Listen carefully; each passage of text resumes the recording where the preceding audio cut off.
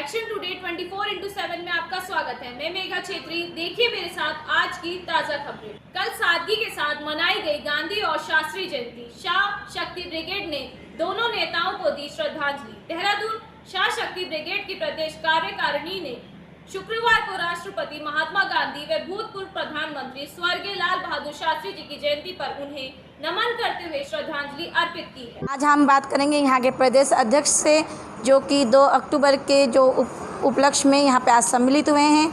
हमने देखा कि जो 2 अक्टूबर का पर्व है वो ये लोग बड़े ही धूमधाम से और वो भी अनाथ बच्चों के साथ मनाना चाहते हैं, जो कि आज प्रदेश अध्यक्ष जी के साथ उनकी पूरी टीम मौजूद है।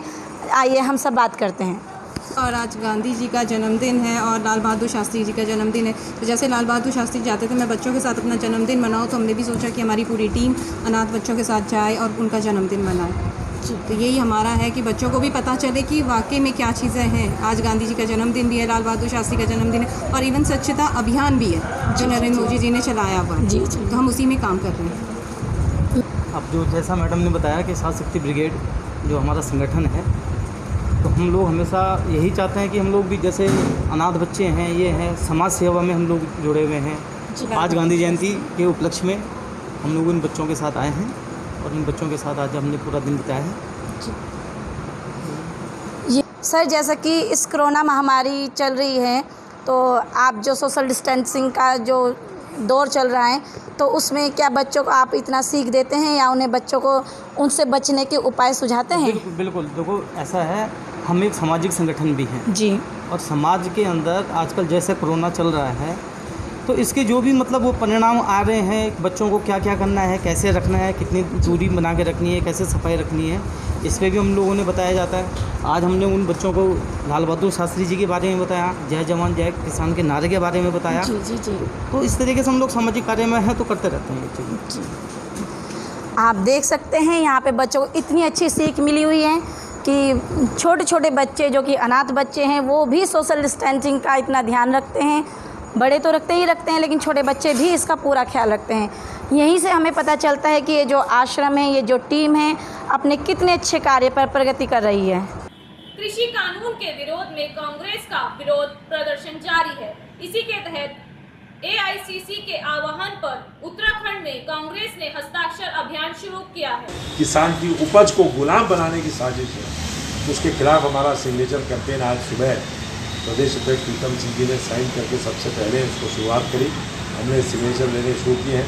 पार्टी के साथियों के साथ साथ हम प्रदेश के किसानों से, व्यापारियों से, विद्यार्थियों से, युवाओं से, बेरोजगारों से उसमें हस्ताक्षर करवाएंगे और जब पूरे 31 तारीख तक हमारा एक कैंपेन चलेगा, जो जितने हस्ताक्षर इकट्ठा होंगे उनको अखिल भारतीय कांग्रेस कमेटी भेजेंगे, जहां पूरे देश के सिग्नेचर इकट्ठा होकर के राष्ट्रपति को दिए जाएंगे, जिस काले कानून को वापस करेंगे। कांग्रेस मुख्यालय देहरादून में राष्ट्रपिता महात्मा गांधी और देश के दूसरे प्रधानमंत्री लाल बहादुर शास्त्री की जयंती के अवसर पर कांग्रेस मुख्यालय में दोनों बड़ी शख्सियतों की भावभीनी श्रद्धांजलि दी गई।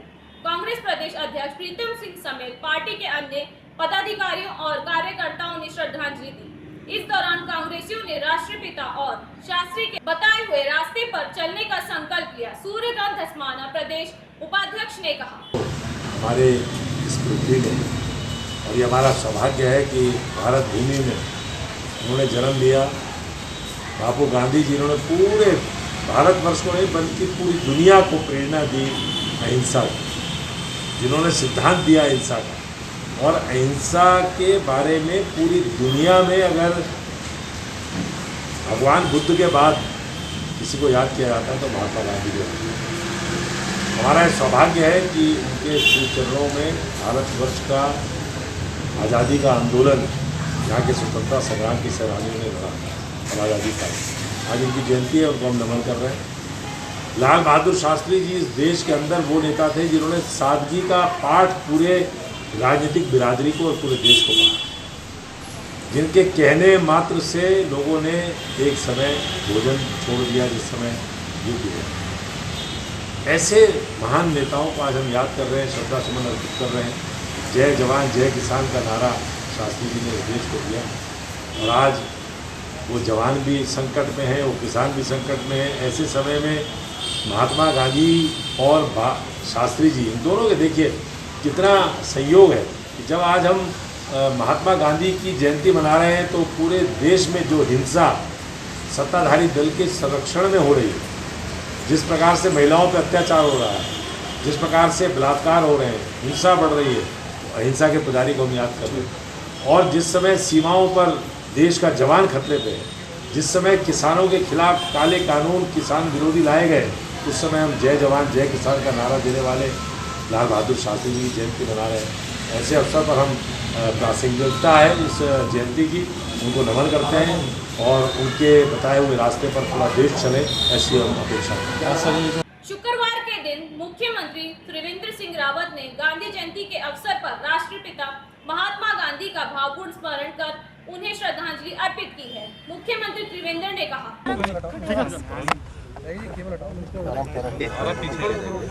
सर आज गांधी जयंती जी पर आप यहाँ पर आए हैं, माल्यार्पण किया, क्या आज पूज्य बापू महात्मा गांधी जी और देश के प्रधानमंत्री रहे स्वर्गीय लाल बहादुर शास्त्री जी की जयंती है। आज हम उनको अपने श्रद्धा सुमन अर्पित करते हैं। जहाँ एक तरफ हम देखते हैं कि गांधी जी ने एक अहिंसक आंदोलन देश की आज़ादी के लिए चलाया, वहीं लाल बहादुर शास्त्री जी ने जय जवान जय किसान का आह्वान करके देश को सैन्य की दृष्टि से और कृषि की दृष्टि से देश को संपन्न करने का आह्वान किया था। वहीं उत्तराखंड के इतिहास में एक काला अध्याय भी जुड़ा था, जब रामपुर तिराहा मुजफ्फरनगर में शांति प्रिय तरीके से राज्य के निर्माण के लिए मांग करने जा रहे उत्तराखंड राज्य आंदोलनकारियों को गोलियों से भुना गया। यही नहीं तो तमाम बर्बर अत्याचार, माँ बहनों का अपमान वहाँ पर जिस ढंग से किया गया, उस रूप में भी उत्तराखंड आज के दिन को देखता है, याद करता है। और उन सब शहीदों को भी आज हम श्रद्धांजलि अर्पित करते हैं, जिन्होंने इस राज्य निर्माण के लिए अपने जीवन की आहुति दी, तमाम तरह के अपमान हुए। तो जल जीवन मिशन की प्राथमिकता पीछे सरकार ने लिया है और एक लक्ष्य भी निर्धारित किया है इस पर। देखिए, राज्य में अच्छी बात यह है कि लगभग 650 गांव के करीब ऐसे हैं जिन गांवों में पानी की पाइपलाइन नहीं पहुंची है। अब हमको उनको हर घर तक पहुंचाना है। सेकंड फेज में हमें पानी की जो क्षमता है वो बढ़ानी है और थर्ड फेज में पानी की जो क्वालिटी है उसको बढ़ाना है। तो पहला फेज हमने कहा कि इस वर्ष हम 10 लाख कनेक्शन देंगे। कुल मिलाकर 14 लाख के करीब कनेक्शन जो ग्रामीण उत्तराखंड है उसमें दिए जाने हैं। तो हमने टारगेट किया कि 2023 तक पूरे उत्तराखंड में हर घर को हम स्वच्छ जल अपने नल के द्वारा पहुंचाएंगे। सर, बिंदाल और रिस्पना की स्वच्छता का जो मुहिम लेके सरकार चल रही है, देखिए उस पर काम चल रहा है और मुझे लगता है कि बहुत जल्दी जो सौंग बांध है उसके लिए भारत सरकार से हमको बहुत जल्दी सौंग और जमरानी के लिए बहुत जल्दी हमको जो धनावंटन है वो हो जाएगा। तो हम इन बांधों का दोनों का शिलान्यास करेंगे और जमरानी बहुउद्देशीय है। उसे तमाम जो हमारा हल्द्वानी और हल्द्वानी से लगा हुआ, चाहे ऊपर काठगोदाम की साइड हो या नीचे तराई का क्षेत्र हो, यही नहीं, उत्तर प्रदेश की भी लगभग 49,000 हेक्टेयर भूमि इसे सिंचित होगी। देहरादून से है, जहां करोड़ों रुपए की लागत से जिला अस्पताल बन रहा है, लेकिन अब तक बनकर तैयार नहीं हुआ है। दरअसल में मुख्यमंत्री त्रिवेंद्र सिंह रावत ने पिछले 1 साल पहले कोरोनेशन अस्पताल में 100 बेड के अस्पताल पूजन किया था और अस्पताल को जल्द से जल्द बनाने की बात की थी, लेकिन 1 साल से भी अधिक हो चुका है। अब तक अस्पताल का निर्माण कार्य पूरा नहीं हुआ है, जबकि मुख्यमंत्री ने 15 तक अस्पताल का निर्माण कार्य पूरा करने को कहा था।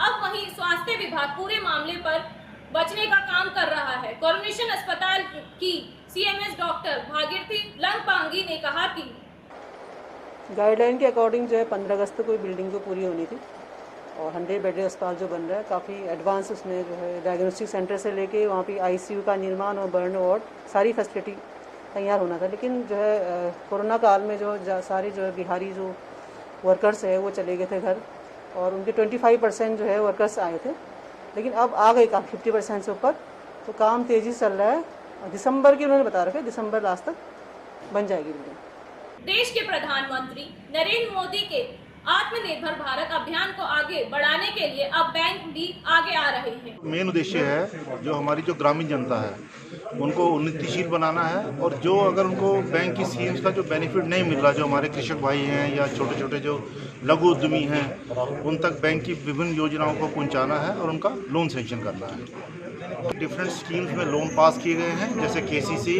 डेयरी और इसके अलावा जो अपना एमएसएमई के लोन उनके सैंक्शन किए गए हैं, तो अपना वो तुरंत उसको अवेल कर सकते हैं बैंक। बिल्कुल बिल्कुल बिल्कुल जो सरकार का जो मेन उद्देश्य है, जो आत्मनिर्भर का उनका जो प्रोग्राम है आत्मनिर्भर। अगर वैसे कार्यक्रम तो बहुत अच्छा है, बहुत महत्वपूर्ण है। लोगों को, किसानों को या जो पशुपालन वाले हैं या जो किसान से संबंधित लोन वगैरह लेते हैं, उनकी जानकारियाँ मिलेगी इससे। और अगर ये इस तरह से कैंप हमेशा लगाते रहें और बैंक में भी अगर इस तरह की जानकारी ये प्रत्येक लोगों को देते रहें, तो आने वाले समय में अच्छा फ़ायदा मिलेगा किसानों को भी, लोगों को भी। हाँ, मैंने अभी जब मेरे को बोलने का मौका दिया था तो मैंने यही चीज़ बोली है कि एक तो ये जानकारियों के लिए आप अलग से केबिन रखें, क्योंकि वहाँ पर सही ढंग जानकारी नहीं मिल पाती, आपका भी काम ज़्यादा रहता है और सही लोगों को। हाथरस की घटना के बाद विपक्ष ने घेराबंदी तेज कर दी है। वहीं उत्तराखंड कांग्रेस ने केंद्रित नेतृत्व के आह्वान पर प्रदेश में भी सत्याग्रह शुरू कर दिया है। साथ ही कांग्रेस के आगामी रणनीति के संबंध में प्रदेश उपाध्यक्ष सूर्यकांत धस्माना ने जानकारी देते हुए बताया। देखिए, पूरे देश में मोदी जी के संरक्षण में, योगी जी के संरक्षण में, बीजेपी के मुख्यमंत्रियों के संरक्षण में, जहां जहां भाजपा की सरकारें हैं, वहां गरीब लोगों पे और विशेष तौर पे दलित लोगों पे जिस प्रकार के अत्याचार हो रहे हैं, जिस प्रकार का महिलाओं के खिलाफ अपराध हो रहा है, ये बहुत घृणित है। ऐसा कभी आज़ादी के बाद से लेकर अब तक नहीं हुआ। हाथरस में जो घटना हुई वो एक सामान्य घटना नहीं है। सामान्य इसलिए नहीं है कि पुलिस ने उसको पूरी दबाने की, सरकार के इशारे पर रफा दफा करने की कोशिश करी, और जब रफा दफा नहीं कर पाए, जब वो एक्सपोज हो गया, तो पीड़ित परिवार से लोगों को मिलने नहीं दिया जा रहा। ऐसा पहली बार हुआ कि 164 का बयान लड़की का हो गया और 164 के बयान में उसने गैंगरेप की बात कही हो और पुलिस का एडीजी कह रहा हो कि रेप हुआ ही नहीं। पुलिस का एडीजी जो है वो कोई फॉरेंसिक एक्सपर्ट है क्या? वो मेडिकल एक्सपर्ट है जो ये कह रहा है कि रेप ही नहीं हुआ? इस तरह का बयान देना, अभी ट्रायल कहाँ हुआ? एक लड़की ने आरोप लगाया और उस लड़की मर गई, उसकी हत्या हो गई, और उसके बाद पुलिस जिस प्रकार से उसको बचाने में लगी है, पूरे अपराधियों को जिस प्रकार का संरक्षण प्राप्त है, ये देश में आज तक ऐसा उदाहरण नहीं मिला। कभी होती हैं घटनाएं, जघन्य घटनाएं होती हैं, लेकिन जघन्य घटनाओं को सरकार का संरक्षण अगर मिल जाए तो ये लोकतंत्र के लिए बड़ा खतरा है। हम लोग पूरे देश में सत्याग्रह शुरू कर रहे हैं, हमारे आंदोलन लगातार चल रहे हैं। राहुल गांधी जी, प्रियंका जी के साथ जिस प्रकार का व्यवहार हुआ वो पूरे देश ने देखा। 5 तारीख से हम लोग सत्याग्रह शुरू कर रहे हैं। 5 तारीख को हम लोग उत्तराखंड में भी सारे जिला मुख्यालयों में धरने में बैठेंगे, उपवास में बैठेंगे, और इस सरकार को इस प्रकार से दलित वर्ग के लोगों पर, गरीब लोगों पर अत्याचार नहीं करने देंगे। ये कांग्रेस का वादा है। कांग्रेस इसके लिए कोई भी कुर्बानी देने के लिए तैयार है। देहरादून से है जहां बीजेपी जल्द नए प्रदेश कार्यालय का शिलान्यास करने जा रही है। दरअसल में बीजेपी प्रवक्ता विनय गोयल ने जानकारी देते हुए कहा कि देखिए, कांग्रेस को सत्याग्रह राजस्थान में करना चाहिए, जहां उनके राज्य में लॉ एंड ऑर्डर की धज्जियां उड़ रही हैं और बलात्कारों के केस के रिकॉर्ड टूट रहे हैं। जिस प्रकार से कांग्रेस यूपी में आकर नौटंकी करना चाहती है और उनके राष्ट्रीय नेताओं ने वहाँ इस प्रकार की नौटंकी करने का प्रयास किया और पूरे देश में उनकी जग हसाई हुई। उन्हें उससे सबक लेना चाहिए और विषय को समझ के, विषय की गंभीरता को समझ के राजस्थान सरकार को चेताना चाहिए कि अपने राज्य में इस प्रकार की लॉ एंड ऑर्डर की समस्याओं से निपटने में मजबूती दिखाएं। देहरादून 2 अक्टूबर यादव समाज विकास समिति उत्तराखंड देहरादून के द्वारा उत्तर प्रदेश के हाथरस जिले की बहन मनीषा के साथ दरिंदगी एवं शर्मसार घटना को लेकर कैंडल मार्च निकालकर देहरादून स्थित गांधी पार्क गेट पर बहन मनीषा को श्रद्धांजलि दी गई है और साथ ही महामहिम राष्ट्रपति महोदय से मांग की गई है कि भाई मनीषा के हत्यारों को और पीड़ित परिवार को उसकी स्थिति देखते हुए कम से कम 1 करोड़ का मुआवजा एवं परिवार के किसी भी एक सदस्य को सरकारी नौकरी दी जाए। मनोज यादव जी, आज आप यहाँ गांधी पार्क में पहुँचे, कैंडल मार्च कर रहे हैं, आप क्या कहेंगे, किसकी ओर से कैसे आपने कार्यक्रम आयोजित किया? आज यादव समाज विकास समिति जो उत्तराखंड से रजिस्टर्ड है, आज जन जन में आक्रोश है। उत्तर प्रदेश की बेशर्मी के कारण एक बेटी का इतने दुर्दांत तरीके से मौत हुई है और पूरा आक्रोश है। उसके बावजूद उत्तर प्रदेश की सरकार उसके साथ ऐसे भाषण, बयानबाजी, गलत बयानबाजी करते हुए उसके साथ कोई गलत अवांछनीय व्यवहार नहीं हुआ और वहाँ पर किसी भी लोगों को उसके घर में छावनी बना दिया है और मिलने तक नहीं दिया जा रहा है, जिसके कारण हम लोग आज यहाँ यादव समाज विकास समिति के सारे पदाधिकारी कैंडल मार्च किए और कैंडल से जलाकर मनीषा को श्रद्धांजलि दी और हम योगी सरकार और मोदी सरकार को राष्ट्रपति से मांग करते हैं कि तुरंत इनको हटाया जाए और सरकार को शर्मिंदगी करनी पड़ेगी और अगले जो है मोदी सरकार को इसमें कोई एक्शन नहीं ले रहे। दोनों योगी मोगी दोनों बैठे हुए हैं, गूंगे बने हुए हैं और जगह जगह महिलाओं के साथ गलत व्यवहार हुआ जा रहा, बलात्कार हो रहे हैं। एक हफ्ते में 10 घटनाएं हो चुकी मगर कोई सरकार इस पर ध्यान नहीं दे रही, कोई सरकार नहीं ले जा रही।